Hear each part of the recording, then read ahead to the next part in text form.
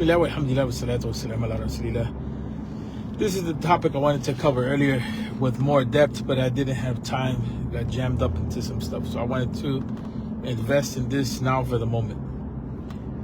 Dr. Umar Johnson. Some take him seriously, some consider him a joke, some consider him a fraud, whatever it may be. In any event, I always take anybody seriously that leaves Islam for whatever reason. I want to understand why it is that they end up not continuing with us. It is a study of value because it allows me on a personal level to reflect on what it is that we may need to address in the da'wah, or if the problem is with the person solely with themselves. And it has nothing to do with us. But being self-aware, self-conscious, self-critical is important for da'wah. That's important for da'wah. As I mentioned before, I didn't get to really deal with the situation with any sort of depth because of what I was involved with and some tasks that I had to take care of. So I was semi-distracted, and I was talking about the necessity of taking Umar Johnson, what he was saying, serious. Because what he was talking about, he was saying that when he was a Muslim, he felt as though what he was doing was uplifting Arabism, the Arabic language, Arabic culture, Arabic dress, and it was belittling or sidelining or marginalizing African culture. And that's a very important thing to talk about, because although some of us may have some African heritage, our African heritage may not be dominant. Like some of us, like myself and my family, we have African heritage. And we have African customs. And in Puerto Rican culture, we have definitely high inputs of African culture. Is in the food, is in the music, is in the genes, right? There's high inputs in the Caribbean overall, but some of us, we may not have high melanin. And you may have some of our brothers in the Americas, they may have a high melanin content. And so the question, especially in the US, of connection to Africa and the severing of the ties by force with Africa,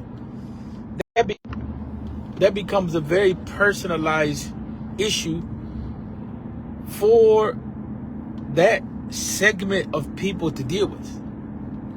So when someone like Umar Johnson comes on the scenes as a person in Africana studies, whether we take him serious or not, and he's saying he has an issue with that, a lot of people are not going to take him serious because of what he is dealing with. But that's, you know, I'm not going to write off someone's concerns and their feelings, especially given the fact that blacks in this country have been cut off systematically from Africa and then systematically been discriminated against and have been the target of racism. And there's the question of reparations on the table that has not been addressed. And there's a genocide that we see unfold amongst, before our faces or before our eyes within the black community. When we talk about incarceration rates, when we talk about health rates, when we talk about murder rates, when we talk about poverty, that doesn't mean that everything within the black community is bad, but there's certain things that do need to be identified. So I don't think that we should belittle that type of statement when it's made. I mentioned before that Dr. Umar, what he brought up is something that was brought up before by those that were doing Africana studies. Is not a new argument. It was brought up by Chancellor Williams and the destruction of black civilization. It was brought up by Malifi Kiti Asante and the Afrocentric idea. It was brought up by a lot of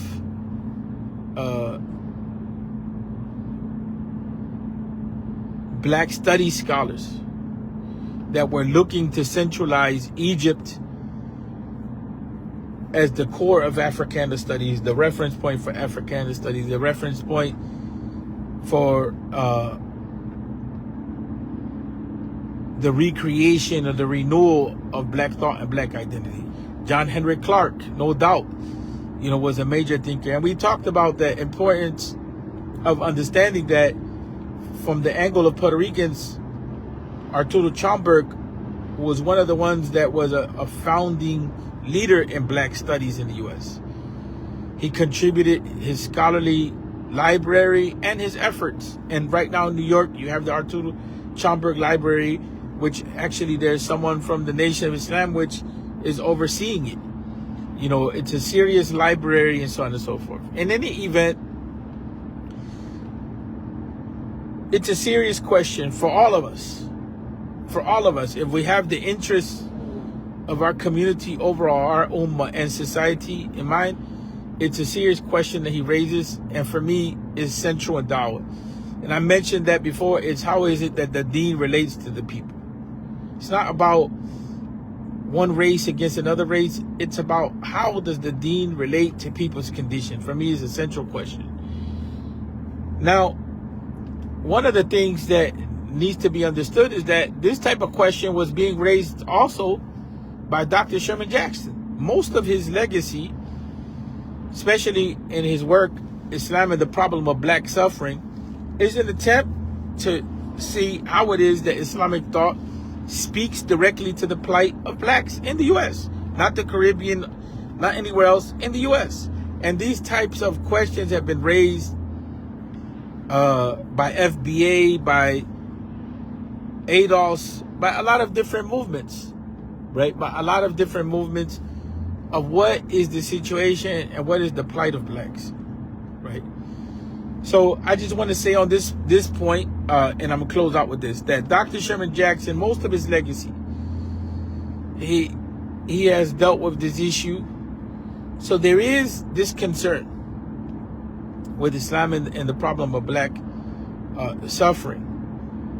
And he has wrote a number of different texts. And even if you look at his translation of Faisal Tafriqa, the introduction talks about how he's trying to utilize the tradition to address what's going on in Philadelphia at his time with regard to who is a Muslim, who's not a Muslim, Muslim identity, so on and so forth.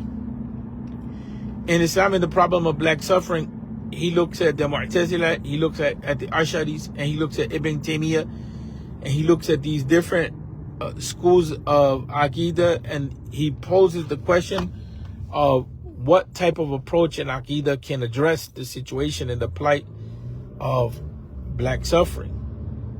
Islam and the Black American, he tries to account for how is it that a shift took place in the role that Black American Muslims had in the U.S. from being central to being marginal. I think on this point, we can't criticize Dr. Umar Johnson too much, because when I was in Cleveland, Ohio, one of the oldest masjids, which is First Cleveland Masjid, which was established in the 1930s by Haji Wali Akram, who was part of the Ahmadiyya movement. He was an engineer, inventor, and he left the Ahmadiyya movement to start a Sunni movement. He never was part of the Nation of Islam. He was a contemporary with Elijah Muhammad. Generations later, in that masjid in First Cleveland, there was something that was called the African Village, where there's an Afrocentric black pastor that had the ability to influence a good portion of that congregation. And they ended up leaving the masjid, and from what I was told, leaving Islam as well. I was in the area during that time. So for me, that's something that's taken seriously. When I first became Muslim years back, decades ago now, that question was always bouncing back and forth. You had the Hebrew, you had brothers that were going in between Islam and the Hebrew Israelites. You have brothers that were going in between the Nation of Islam and Islam itself. You have brothers that were going in between Noble Drew Ali, the Moorish Science Temple and Islam. So that was there as a reality. That was there as a reality that people were struggling with those types of issues. How do you deal with the question of blackness? Then you had the Water Deen community, which the Water Deen community has centralized that problem, attempting to deal with what is the role of Islam in black American life. We don't have to agree with the approaches. We don't have to agree with the conclusions. We don't have to agree with the groups. But it was a question that was very more at the forefront in the past than it is today. And so in some cases, there was a wiping out of black identity through dawah, because we were forcing people to change their names into Arabic names. We were, even though that we can take Umar Johnson to task for, because Malcolm was one of the ones that was at the forefront of that. So that idea was a black idea, the changing of name for the resurrection of the person to a new identity, or to a newfound identity, or to a returned foundation, or whatever you want to say in that regard. So that, in that sense, Dr. Umar Johnson is not fair, and that Malcolm was one of the ones that changed that as to be, to be a reality. The other issue is that, like Dr. Abdul Hamid Ali had said, Arabic is at this point an African language. It's been there for a while. That doesn't take away from other languages. But the point that the dawah was being forced on the people in that way, to that their identity was crushed, and who they are was crushed, and then they had to take on another identity, which was not their identity. That's a serious issue. That's a serious issue. And so what comes along with a lot of movements is that reality, is that there's an identity that's forced on you. It's an identity that's forced on you from another group. The food is forced on you. The clothing is forced on you. The language. I've heard that from so many converts. That's not a made-up point. It's a legit point. So then the question becomes then, how is it that knowledge can be utilized to speak to the people? Some people, what they do, they try to go back to like Sheikh Uthman Dan Fodio or the Maliki school or something like that as a way to revive roots, re-engage roots. But when Islam becomes identity in this sense, and is not something that you're utilizing to build your identity, is like something that you impose upon yourself, it gets very iffy at times. It gets very iffy. So it's not just a question of just imitating what other people do because that's the way of our ancestors. That argument has been there for a while. You understand what I'm saying? But it's also understanding how the knowledge can be utilized to build your way of life. How can you consciously use knowledge to elevate yourself? And that's something that has to be thought of. For me, on a side note, I'm closing with this. This move was being made sometimes by some in the Latino section, so to speak, to try to draw on Al-Andalus. But in reality, Timbuktu is what influenced us more. But Al-Andalus became a point of identity. Well, there's a contradiction there because the Spanish were the ones that came into the Americas by sword. So what are you identifying with? Spanish culture that was Islamicized? Or how do you make that work? So there's so many questions that are left. But if we were going to identify with something, whether it's Timbuktu or Al-Andalus, are we going to identify with the core of those civilizations, or we're going to identify with the trappings of those civilizations, the type of clothing, the appearances, or are we going to look at how it is that they built civilization? That's a whole different ballgame. If we were looking to see how they built civilization overall, the black and the brown communities, we would be able to solve a lot of our issues, because we're looking now to how it is that civilization is built versus pretending we have civilization. It's like the difference between someone that has a Rolex watch, but they don't have any other wealth. But when you go and you look at them, they look like they have wealth because they have a Rolex watch. They have $300 pair of jeans. They have $200 pair of glasses or whatever it may be. Looks like they have some money, but in reality, they don't have money. That's the same thing with us. We may look like we're into tradition and we're about something in that regard, so to speak. But is it truly the case? Are we going for the trappings, or are we going for the real principles of civilizational building? And that's the difference, people, between our generation right now and in the past. In the past, they had the idea of being nation builders here in this country. So that's why they moved towards building institutions, addressing social problems. The thinking was different. Now we're content with cultural Islam, just like the idea of cultural blackness, right? Instead of actual transformational blackness, or some call it revolutionary blackness. But that idea, is something that we have to be aware of. What is it that we're all grounding ourselves in principles, so that we can actually grow and revive to deal with our situations, or just the trappings of identity? But the question of Umar Johnson is a very real question. It's asked by our children on a regular basis. How is our religious commitment aiding us to live? Is asked by our wives, is asked by the new convert, is asked by our relatives, is asked by society itself. What are we building as we're associated to Islam?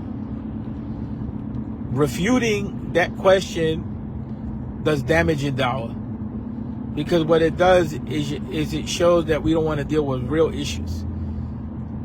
Shows we don't want to deal with real issues.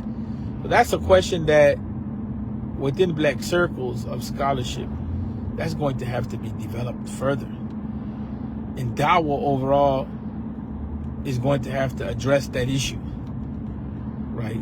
Da'wah is going to have to address that issue. It's a real serious question. And it's not only a question that's pertinent to the black community, it's a question that's pertinent to all of us as Muslims, all communities. So I don't think, and I'll repeat that again, I repeated it a couple times, that just criticizing Umar Johnson on this point is valid. There's other things that can be criticized. But he has a point. It's a real big challenge. What are we about? Aside from saying, Ashhadu an la ilaha illallah wa ashhadu anna Muhammad Rasulullah. What are we about? It would be nice to see the revival of Wolof, the revival of Fulani, alongside of Arabic within the Muslim communities, the indigenous Muslim communities. That would be an amazing thing to see. The amazing effort to see.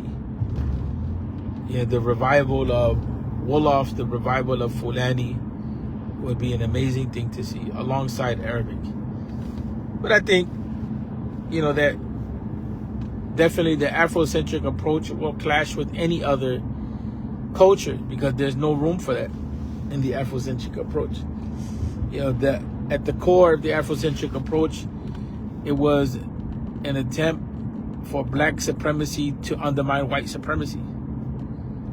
That is one of the foundational teachings. Afrocentric thinking is the complement of Eurocentric thinking, which gave birth to white supremacy. Right? But it's not going to be at the same level, because with white supremacy, there's a grabbing of resources. There's a system. White supremacy is a system to uphold Eurocentricity or Eurocentric thinking and practice. But Afrocentric thinking, it remains many times at the level of ideas, because there's no institutions to really support it, at that practical level. But in Islam, concern for our community, our people, our tribe, it's not something that's haram. So we shouldn't criticize those types of ideas coming from the black community, because they're very valid ideas, especially if part of the address is to what? If part of the address is to deal with the conditions of the people. Allahu alam, there's many people much more better qualified than I in dealing with this, but definitely it shouldn't just be an issue of everybody just throws it to the side and negates it and discounts it, because this was done 20 years ago. It was thrown to the side, and this is where we're at right now. We're still asking the same questions. Still same questions are being asked by the people. And it can be framed in another way. You Muslims, what are you doing for the people? You know, that's the community. Assalamu alaikum.